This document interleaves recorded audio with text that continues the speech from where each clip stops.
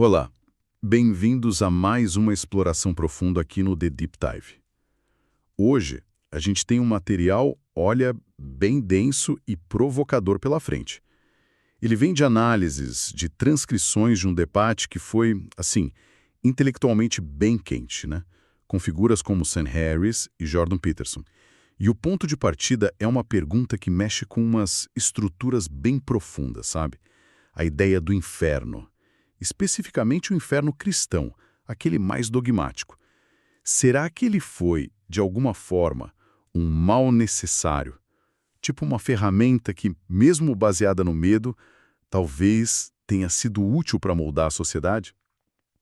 Então a nossa missão hoje é tentar desempacotar essa questão, que não é nada simples. Vamos mergulhar em como essas figuras definem o sofrimento extremo e analisar também aquele conceito fascinante da religião e, quem sabe, do próprio inferno, funcionando como um tipo de atalho mental, sabe? As tais heurísticas. Será que essas regras antigas, tipo tabus sexuais, tiveram mesmo alguma função adaptativa? E o mais importante, essa função, se é que existiu, justifica os meios? Ou será que o custo desse medo todo supera qualquer benefício? Olha, preparem-se, porque a gente vai conectar uns pontos aqui que são bem surpreendentes. Exatamente. E o material que a gente tem aqui permite contrastar duas visões, assim, radicalmente diferentes de inferno. De um lado tem a visão do Harris, que é muito ancorada na realidade do sofrimento consciente, sabe? O pior estado possível de se estar neste universo. E isso como fundamento último da moralidade. E do outro lado tem a visão mais doutrinária, clássica, um lugar mesmo, literal, de punição divina depois da morte. E a gente vai investigar bem a fundo essa ideia da religião como heurística, como um sistema de regras práticas. Vamos analisar como certos tabus, por exemplo, podem ter surgido como, digamos, soluções adaptativas para problemas antigos, mas que hoje são muito criticados por se basearem no medo, e muitas vezes no medo do inferno, né? E pela rigidez deles diante da razão das mudanças do mundo. A tensão central é essa mesma. O inferno dogmático foi um mal funcionalmente necessário ou foi só um fardo prejudicial? Certo, então vamos começar dissecando essa palavra tão carregada. Inferno. Pelo que eu captei das fontes, a definição está longe de ser um consenso nesse debate, né? Tem a abordagem do Sam Harris, que foge completamente daquela imagem mais tradicional. Ah, com certeza. Para o Harris, inferno não tem nada a ver com, sei lá, geolocalização pós-morte, fogo eterno ou entidades sobrenaturais. É mais um exercício conceitual para definir o ponto mais baixo da existência. Ele descreve como o pior sofrimento possível que qualquer ser consciente, seja humano, animal ou até, quem sabe, uma futura inteligência artificial avançada poderia experimentar. Imagina só um estado universal onde cada pontinho de consciência está imerso na máxima miséria imaginável e pelo máximo de tempo possível. O Harris argumenta que esse estado é objetivamente ruim. Se é que a palavra ruim tem algum significado intrínseco, é esse. Então, evitar esse estado ou se afastar dele se torna a base fundamental para qualquer sistema de valores, para a moralidade. Não é dogma, entende? São consequências reais, observáveis para o bem-estar. Nossa, fascinante essa abordagem. É quase como uma bússola moral negativa, né? O norte é fugir disso a todo custo. E isso cria um contraste muito forte com a ideia do inferno cristão dogmático.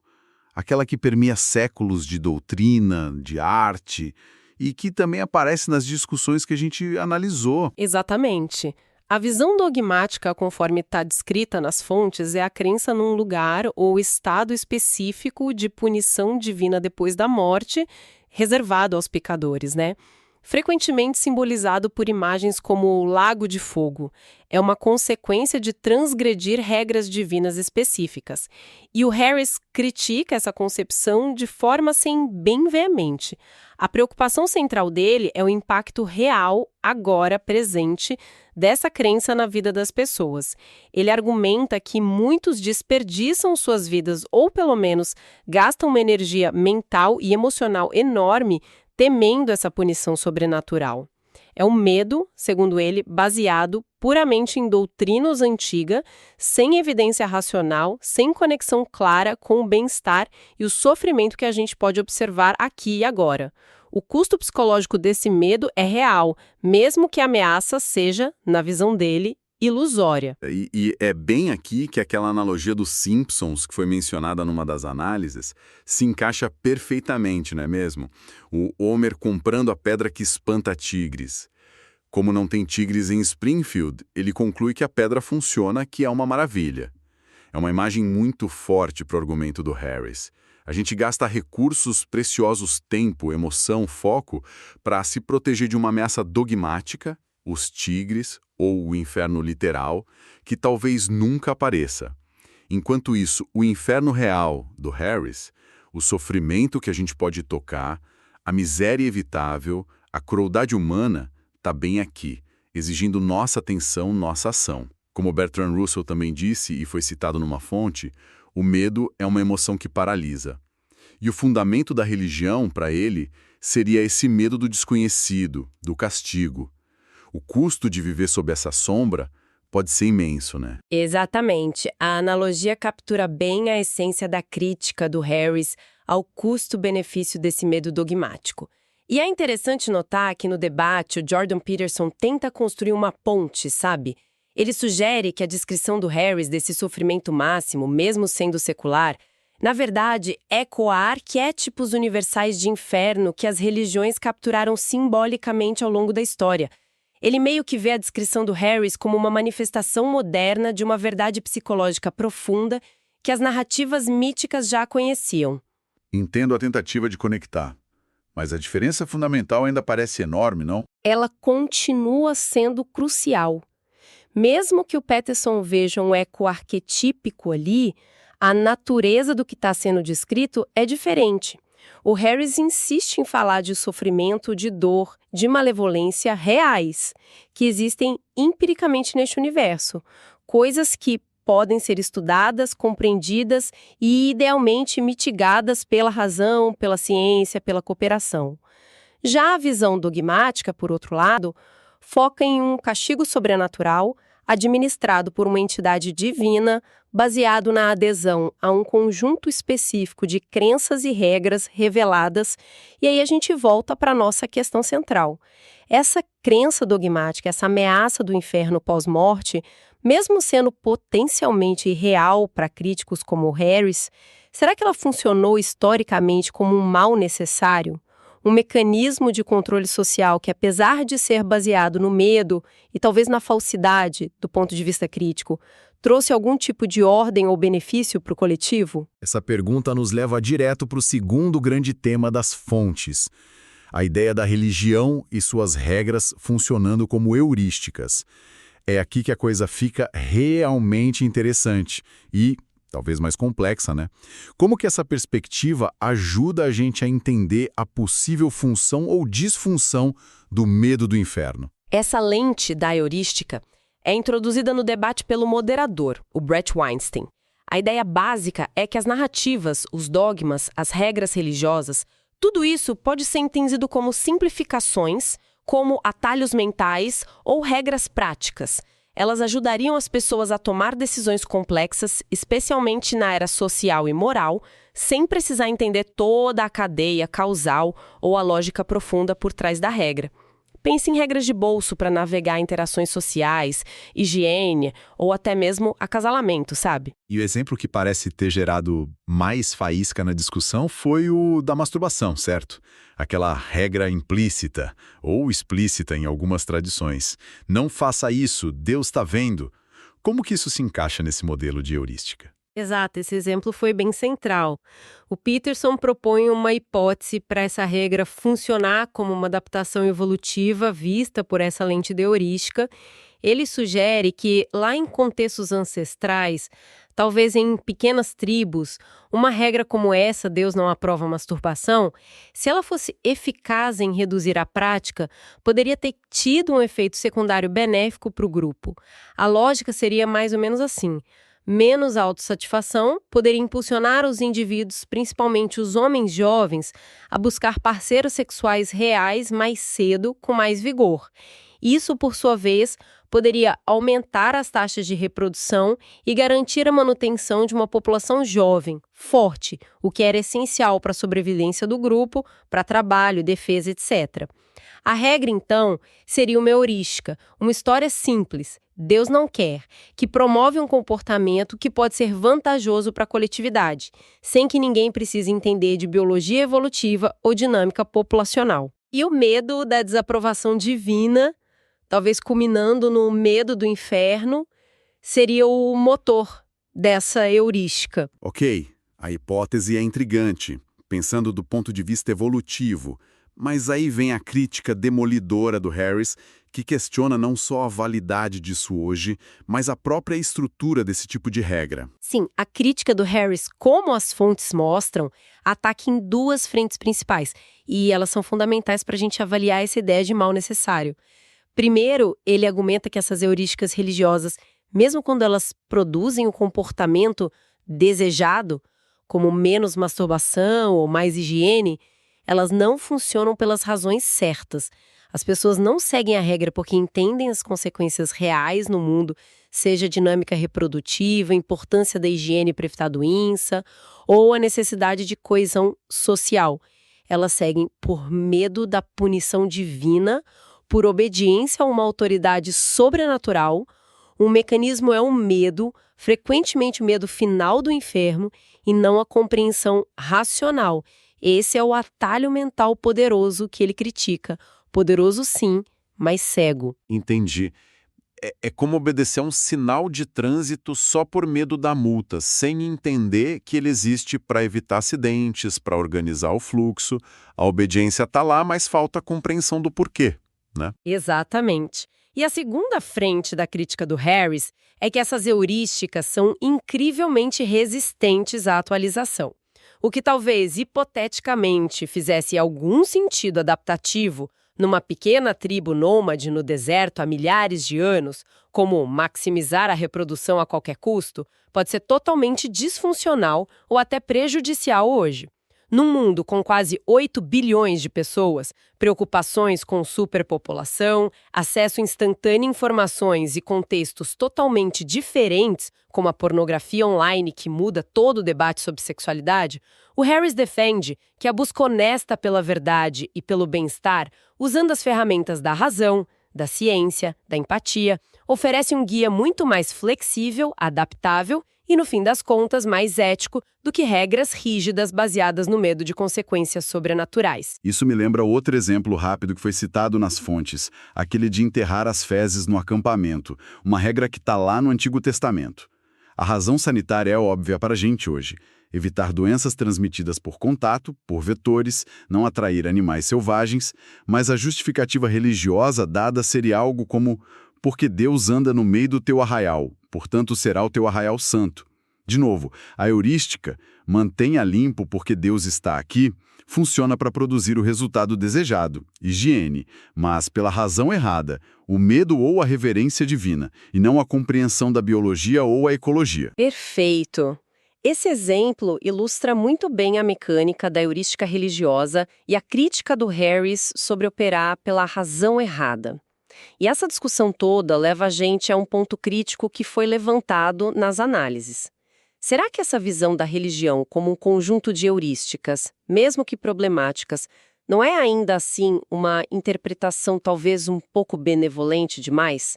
Será que o propósito primário de muitas dessas regras e da própria ameaça do inferno não era simplesmente a manutenção do controle social e a solidificação de hierarquias? Essa é uma camada adicional importante. Quer dizer, a utilidade adaptativa, como no exemplo da reprodução, poderia ser só um efeito colateral, ou até uma justificativa a posteriori, para regras cujo objetivo principal era garantir obediência, conformidade e o poder de certas estruturas sociais ou religiosas. Em ditas regras, a ameaça do inferno se torna, nessa perspectiva, uma ferramenta de poder extremamente eficaz, talvez a mais poderosa de todas. Isso complica bastante a ideia de que era um mal necessário para o bem comum. Talvez fosse necessário só para um sistema específico de ordem social e de poder. É fascinante e um pouco assustador. pensar na profundidade e na eficácia que esses mecanismos de medo e controle podem ter tido ao longo da história. Mas, apesar dessa crítica bem contundente ao dogmatismo, ao medo como motivador, às heurísticas cegas, as fontes indicam que o próprio Harris não descarta completamente o valor das tradições antigas. Ele usa aquela famosa metáfora do bebê na água do banho. Sim, essa nuance é importante. O Harris reconhece, mesmo sendo um crítico ferrenho da religião organizada, que pode haver verdades psicológicas importantes ou intuições morais profundas que estão incrustadas nessas tradições milenares. Ele admite a possibilidade de que por baixo das camadas de dogma, de superstição, de regras problemáticas, existam insights universais sobre a natureza humana, sobre o florescimento, sobre a ética, que foram capturadas nessas narrativas e práticas. Seria o bebê de sabedoria genuína. Mas o desafio é justamente esse, né? Como que a gente separa o bebê da água suja do banho? Esse é o X da questão para ele. Como é que se destila essa possível sabedoria, essas intuições sobre compaixão, cooperação, o perigo do egoísmo, a busca por significado sem ficar preso na água do banho? E a água do banho, nesse caso, inclui não só o dogma do inferno literal, mas também regras imutáveis que hoje parecem absurdas ou cruéis, e até mesmo justificativas para práticas que a gente considera moralmente repulsivas, como escravidão ou violência sancionada, que são encontradas, como as fontes mencionam, nesses mesmos textos ditos sagrados. O perigo é jogar fora o bebê junto com a água ou o inverso, engolir a água suja só para não perder o bebê.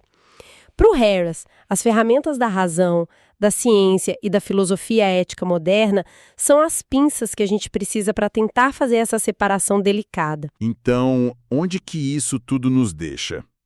Temos essa tensão que parece inescapável. Por um lado, a possibilidade de olhar para trás e reconhecer, talvez, uma função histórica para certas crenças e regras, incluindo o medo do inferno como um potente motivador comportamental, a hipótese do tal mal necessário para a coesão ou sobrevivência em certas épocas. Por outro lado, temos a urgência de aplicar um filtro crítico rigoroso, usando nosso conhecimento atual, nossa ética secular, para avaliar se esses mecanismos baseados no medo e no dogma ainda têm alguma validade, ou se os custos psicológicos, sociais, intelectuais superam e muito qualquer suposto benefício passado ou presente.